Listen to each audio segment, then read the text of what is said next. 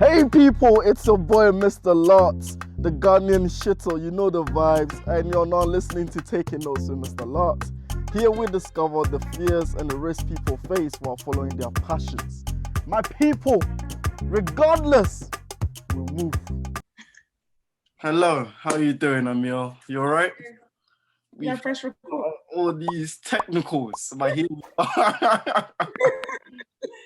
we are. Here we are. But yeah, you know what? Let me start like this. Hey guys, you are welcome again to Taking Notes with Mr.Lartz, aka the Ghanaian shitter. You know the vibes. But yeah, today I'm joined by the one and only Amia Brave. Come on. How are you doing? My girl, how are you doing, girl? I'm good. I'm really good. You're looking all glossy. I'm here. I like that. You're trying to We gotta do what we gotta do, you know, quarantine and that. Yeah, quarantine special. You know what? I'm gonna even start off a bit light, just to get us going, here and there, just so the people can get to know you more, right? Obviously, Amia Brave. Who is Amia Brave? If you were to describe yourself in 3 words, how would you describe yourself? I would say I don't even know what to say. I would just say R&B. Singer songwriter. I don't know. Singer songwriter R&B. I'll just that for now. No, we'll take that. I mean, we'll take that for sure. As you said, singer songwriter. That didn't come overnight. I think I met you years ago, obviously through a mutual friend years ago. I knew you had the talent. You were singing, and it all started off. So speak a bit about your journey when you realized, what, singing, this is my talent, but I actually enjoy singing. How did that all come about for you? Well, for me, it was like since I was a kid, so I kind of was like nurtured like my house to sing. So my siblings would like record me, like print out lyrics and like make me sing it. So from when I was like 5, like they've been recording me singing. And then in school, I was always performing. I was always doing musicals. I was that kid, even if I was the tree, I'm gonna outperform the main person. So I've been singing and doing musical theatre for like my whole life, basically. Absolutely. And then when I got to secondary school, it really it affirmed in me that I knew, I want to be a singer and I'm gonna go for this goal regardless. So yeah, when I got to like 15, I was like, this is what I want to do. So yeah. And obviously you are in an industry where obviously the music industry, very creative industry, but it's not the easiest industry, especially here in the UK, right? So obviously as a 15-year-old, when you decide to do this, as in pursue music full time or pursue music as a passion, as a desire, what were some of the things you did at that time that got you to where you are now? As in, what were some of the things you put in place? I would definitely say vocal lessons. So I've been taking singing lessons since I was 9. So I feel like just like in terms of technique, and even now, like I think I stopped when I was like, I had last singing lesson I was like maybe like 20 or something, but I need to do them again. But I would definitely say those vocal lessons from 9 right up to like when I was like early teen definitely helped for sure, because it just trained me basically and taught me how to use my voice and to find my voice. So I feel like a lot of those times when I was recording after school or recording after college and going studio, working with different people, that really trained me up to now. Like all of those little things that kind of seemed insignificant at the time or like play or for fun, it was actually just like, it was me putting in my 10,000 hours basically. Yeah. So yeah. No, I respect that. That's very true. I think, as I said, I've seen you sort of work on that craft and building on that. Sometimes people see certain things and think it's overnight success, right? So in terms of that, let's talk obviously even before you released, singles for people to hear and things like that. And we'll come out to some of your singles. I can't wait to dive into that. But what would you say, coming up, what were some of the challenges you had to go through to get to a stage where you're like, no, I'm gonna do this, or this is how I'm gonna position myself? Because obviously coming up, I'm guessing, what sort of music were you doing before? Did you have to decide, okay, I want to do this, and not this, that? What was some of the thought process behind that? For me, it was really like who am I as an artist, and like what do I want to do, and like sharpening my pen. So I had a big juggle whether I was going to be an artist that was like outside or whether I was going to be an artist that was like behind the scenes. So I was just going to be a songwriter. So for me, it was just a lot of my time at uni was like self-development, like positioning myself and figuring out who am I and like what type of artist I want to be. So I was writing rubbish. At that time I used to sing in church a lot as well. So that was like another breeding and training ground for like just confidence, writing and just like figuring out who I want to be. So yeah, I just feel like, yeah, there's a lot of self-discovery before like I put out music, a lot of just like figuring out sounds. And now I'm here with a sound. Yeah. I love it. I love it. Now you mentioned that right there, right? Obviously, you know, I'm guessing African background. You mentioned uni, right? One of the challenges I remember sitting down with one of the artists earlier that I did a podcast with, which is Shireen, and we're talking about it. And I was like, did you really have to, like, do musicians really have to go to uni? Did you have to go pursue that, or what did you even study at uni? Was it similar to what you're doing now, or how did that process even help you?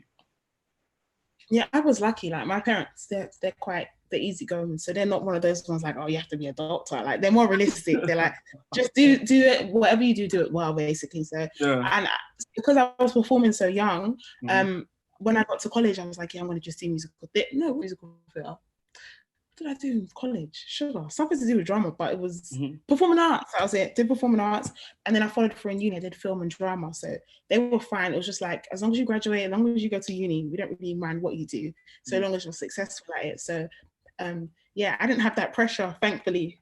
Never been told to be a doctor. Fair enough. In terms of challenges, obviously you mentioned there, like finding your sound. This is the unique sound you want to bring. Find yourself. I'm not gonna lie. It's crazy. Let me even big up Clubhouse, to be honest.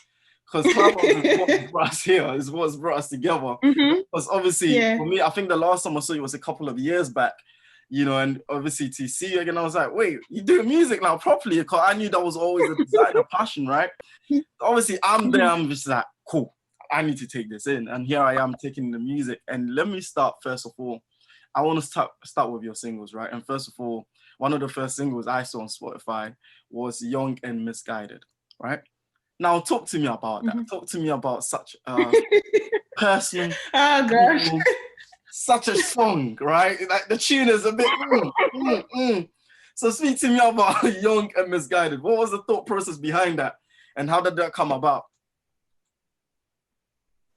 Yeah, Young and Misguided, I wrote that in 2015. So I was still in uni when I wrote that song. Wow. It was just truthful, you know? Yeah, I just brought out the circumstance that I found myself in. And I basically was just, when I was in uni, all the stuff I wrote was just like, just the truth, basically, very, very vulnerable, very, very like in touch with myself or in touch with the things that my friends were going through. So yeah, Young and Misguided was literally how I felt at that time. Like I was a moody pre-adult in my 20s. I was very moody. I was just very moody, like very, very moody. Look, like real highs and real lows. So a lot of my music, like sometimes I go and listen to like music that I have saved. I'm like, girl, who is you? It was dark as hell. So yeah, that was Young and Misguided. Young and Misguided is literally everything beginning to end. It's a true story. Wow. Yeah. It's a true story. This is an exclusive, right? It's a true story. Wow. That is crazy, because I was listening to that, and as you said, vulnerability. What is that a big thing for you in terms of being vulnerable through your music, being vulnerable through your sound? Because obviously a lot of artists, most artists now, I guess, are embracing that in terms of just being vulnerable in their tracks and things like that. But for you personally, why is that such a big thing to be vulnerable through your tracks? Because I was listening to that and I was like, I could feel it, like legit, I could just feel it. And I'm like, wow, this is crazy. I felt like I was in your diary. So first of all, speak to me like that. But I'm not gonna lie, I remember the first time I started like journaling, right? I was shook, because I was like, if I leave this book somewhere and somebody picks this book up, I am finished. So how is that like going through that and getting to this? Honestly, like when I first started writing my own songs, so like from, let's say, after being a teenager, so when I was like, let's say, 18, from that point, the music was very vulnerable. So I never wanted to show it to anyone or sing it, because I was like, I can't tell you this. I can't sing this or perform this to you. Like this is for self. This is for me, this is just like, this is therapy for me. So I was like, this is just way too intimate. People are gonna know way too much about me. And I think that was even part of the reason why I had the stage name, because I was like, I can't put this music out and people know it's about me. Like, it was just too much. So it was a process. Like, it takes time, but you know what? So weird now. Now I'm older. When I write stuff, it's like, once I've written it, it's gone. So whatever emotion was attached to it or whatever situation, once it's on paper, it's no longer mine. And I feel like just a release. So yeah, that's my process. Wow, I like that. I like that. You mentioned that there. I want to pick you up on that. You mentioned the fact that you even had to put a stage name on there because you don't want people to know this is my story. Yeah. So now, how are you like with that now? Of course, now you're being vulnerable, but the stage name sort of still exists. So are you telling me that one day we could possibly throw away the stage name and come with a new rebranding? Boy, just know, like, you know, it's so crazy. In uni, the whole plan for me was like, you see her, the whole thing that her had, like, I wished I had like my old like notebooks. I swear to you, it was exactly the same. Like, it was literally just supposed to be a silhouette. Like, you wouldn't know if it was me or not. Like, it was supposed to be like that. It's so funny. Like, I know there's like a well of ideas or inspiration, and anyone can go and draw from it, because no idea is new under the sun, for sure. But then, you know what? I feel like a part of my journey is to, and I guess it's testament to my name, that I need to be brave, I need to be fearless, and I need to combat my fears. And one of my fears is like being in the public eye. One of my fears is being, I guess, completely naked in front of everyone and bearing it all for others. So it's very difficult to do so. But I'm thankful that I've chosen this route, because it's allowed me to like rid of all my insecurities in order to just be who we need to be. So yeah, like, it's hard, it's not easy, you know. I can imagine. I'm taking it in. I'm like, wow, I like that. I really do like that. So let's talk about my personal favorite. My personal favorite, I have to say, this song has been a repeat for days now. This song has been a repeat. Yes. Oh my God. When I say that, the lyrics here, let me not talk too much. But anyway, let's talk about Sweet Love, yeah? How did Sweet Love come about again? Like, what was the process behind that one? Because, boy, Sweet Love, yeah? I was like, ooh, again, I felt like I was, you know when you feel like, ooh, like I'm sitting there and it's like a therapy session and this guy is just talking to me and I'm feeling the same thing. I'm like, whoa. So speak to me. What was the process behind that? And even production, like, how did that come about? Who did you work with on that song? Like, speak to me a bit about that. People, honestly, I feel so like, it's so funny that, and I'm so grateful. Like, something I heard in one of the rooms, they have this room on Clubhouse called Super Gems. It's like all the amazing producers. And one thing they said was like, you should write with the intention and have an intention every time you go studio. I swear to you, people always ask me, but honestly, Sweet Love was my imagination. Like, actually was my imagination. There was a competition for the best songwriters, best artists for LVRN during quarantine, the first quarantine, right? And then I literally just challenged myself. I was like, I could just sing stuff I've already got in the vault, but I was like, let me challenge myself and see if I can write like an R&B banger in one day. So that's what I did. Like, I just challenged myself.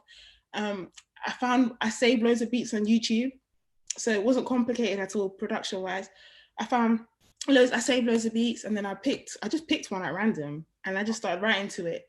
And literally I was just like, okay, what's my intention? I need it to be an R&B banger. Okay, how do I do this? And I just thought, I don't want it to be like, you know, a sexy song. I'm not trying to go down that route, but I want people to hear it and feel love, basically. I want people to feel warm and gushy inside. And so I think intentions definitely help, because I feel like it translated. And so yeah, I was just writing it. And funny enough, like, the line that I know everyone always talks about is the say less and do more. Yeah. So I always say to myself, come on. I always pride myself on like, your first two lines. Your first two lines are supposed to be like your hook, basically. Your first two lines, that's what's going to capture people's attention. So I was struggling, so I called one of my best friends, and I was like to him, like, I was just saying like loads of melodies, and how my brain works is I just say loads of melodies, let it come out, and my brain basically like selects it. So like I'll know which one is the one. I'll stop and I'll repeat that until I remember it.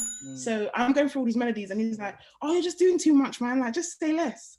And I swear to you, I literally, the next thing I sang was like, say less and 2 more. And I was just like, that's it. And I just kept going. Just kept on going. So yeah. No, I love that, man. I'm telling you, that tune, I'm not gonna lie, I'm telling you, man, the way you ride through that production, everything just made sense. Like when I'm listening to that on my walk here, I'm like, raw. Yeah, this is a sweet I do it too, you know. I literally go on walks sometimes, and I just like listen. I did it last week because I haven't heard it in a long time. I was listening to it over and over again. I was like, oh, that's some good-ish right here. Yeah, I like it too. I love that. It is a good-ish right there. And this brings me to the next one, right? This tune right here, obviously, is blown up, especially in the state that we're in as a community, not just as Black people, especially for Black women. Peng Black Girls with Enny, and obviously Enny herself, she's doing amazing stuff right now. Speak to me, how did that collab come about? Like, how did that come about? How did you guys get to working together first of all before I even start asking a lot of 100 questions? It's great. It's crazy. So my sister's a playwright and a screenwriter. Did I get that right? Yeah, she's a playwright and a screenwriter. Her name's Bola Gwaje. And she did a film school. I believe it was in 2018. And I was just one of the coordinators. So Enny was one of the students. And then after class, we were all like just like listening to music, freestyling. And that's the first time I ever heard her like rap, sing. I'm like, hello, who is this? You know, I just remember her like just like because she was so quiet, and then she just had this whole explosion of creativity. I'm like, wow, like you're incredible. And then we just kept in touch. And then one day she just asked me, she's like, I'm working on a song, would you do the hook? So the hook you hear now wasn't the original hook I wrote, actually. Wow. So I had an original hook ages ago. And then she came up, she told me again, was it 2019, December, I think. And she was like, oh, Amia, would you mind switching this hook up to be a bit more like jumpy? And I was like, yeah, sure, I'll do it. And then just went to studio. It wasn't even long, 1 hour. And then this is the song now. So yeah. Wow. I love the tune, man. I think as I said, what it communicates for. So for you personally, what does the song mean to you in terms of, obviously, we've been on Clubhouse, we've been in the last year as Black people, I feel like there's been this huge transformation happening, but especially for Black women, right? Where Black women are, taking a stand and speaking more and being vocal and expressing themselves more. So for you, how does it feel to be able to contribute to the voices of women at this current time? I think for me, like it was important. Like it was bigger than me, if you know what I mean. Like it wasn't just about me. I felt like it was just it's just bigger than me. Like I just feel like the song just means like representation, and representation for women who look like myself, like for Black women, period. So for me, it just felt like we're being seen and we're being heard, and rightfully so, because we've needed to be. And also just setting a precedent for what should happen going after this. Like we need to be seen, we need to be heard, we need to be included. So for me, that's what the song felt like. It felt like, and funny enough, it took me a long time to even digest the song. Like when we first did it, I wasn't even thinking, let's write an anthem. I just responded to like what she was, like she had already like beautifully written already. So it was only like once he shot the video, it was like, and I just remember my mom, it was like we were shooting the scene on the couch, and that's actually in Enny's house, which was so cool. And I just remember my mom just said to me, I'm so proud of you. And I just remember thinking like, you know what, like it just kind of did like a full circle moment. Like this is actually so much, it's bigger than all of us. And it's like our parents, our sisters, they're in the video, our friends are actually in the video. This is shot in Enny's area. So it's like, it just felt like Black women in the UK having their moment to take the stage. So yeah, man, representation for sure in its full capacity. I love that. Yeah. I love that. So now for yourself, amazing 2020 in terms of songs that came out. We're here in 2021. What kind of people, moi as a big fan, what can I expect? 2021? What can we expect? I mean, firstly, defo a music video for Sweet Love. I feel like it deserves one. So that's yeah, it deserves one. It deserves one still. I'm curious to see what sort of direction you're gonna take that though. It's a sweet one still. You gotta see. You gotta wait and see. Yeah, Sweet Love for sure. And new music for sure. Like I've been writing some new stuff. I thought I was gonna release a lot of the tracks I just had already, but I'm in a weird R&B state where just a lot of the songs are coming out. So I can't wait to share the new music. That's what I'm excited about. And then hopefully before summer or around summertime, hopefully an EP. So yeah. Wow, I'm looking forward to that. I'm proper looking forward to that, Amia. I mean, thank you for sitting down with me. We're gonna have a quick fire round, but you know the technicals. I gotta stop a few things, reset a few things, then we'll do that. Is that cool? Yeah. Yes. So we're gonna ask a few questions just before we go. I want to ask, you know, so growing up, you mentioned obviously you love music and all that kind of stuff. So what sort of music did you grow up on? Like, what was it? Hey, have you started? Oh my gosh, I'm so sorry. It's fine. I didn't know you started. All right, let's do this. Let me start now. So obviously you mentioned the fact that, you know, you grew up on music, you know, you love music from a young age. So what sort of music did you grow up listening to? What was mommy and daddy pumping? What were your siblings pumping up? What sort of music? Well, my mom and dad, they weren't really pumping the music, but my siblings, there was a lot of R&B, a lot of garage in the house, some Tony Braxton, some 702, some like just a whole melting pot. I love that. Fair enough. And from your mind, what was the first album you listened to from start to finish? Oh no, you're frozen. You first listened to? An album you listened to from Reggie, you're frozen, by the way. Am I still frozen? Yeah, now you're back again. Sorry. So yeah, what was an album you listened to from start to finish?